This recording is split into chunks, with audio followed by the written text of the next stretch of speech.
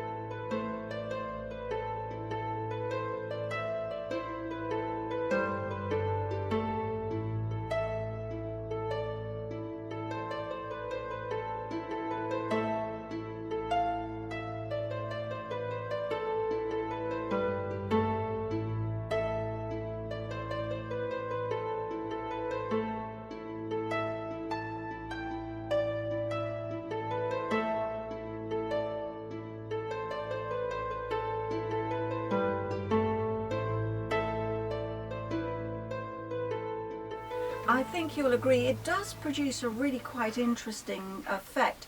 I used acrylic gesso, but if you haven't got any gesso or you don't want to buy any, you could certainly try doing the same thing just with PVA glue. The thing is, if you use a different medium like that, it will still work, but it'll give you a different, slightly different texture.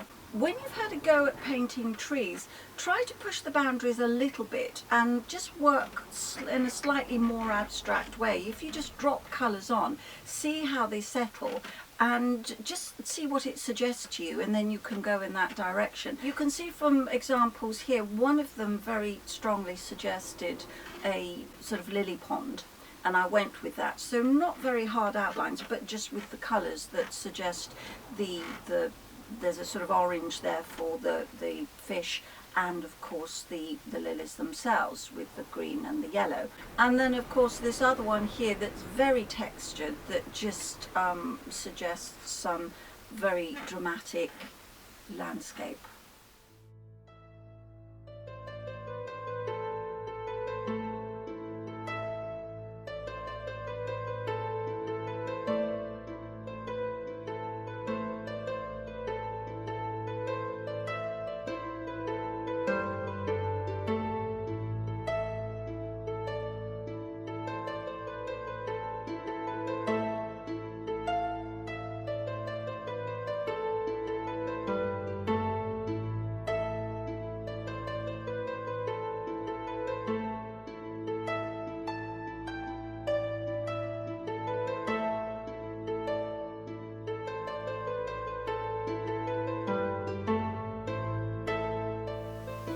Basically what I'm doing is giving you permission to just load the colours up onto the paper, let them merge and see what it suggests. Really enjoy just playing around with colour, and I think you're just going to have loads of fun.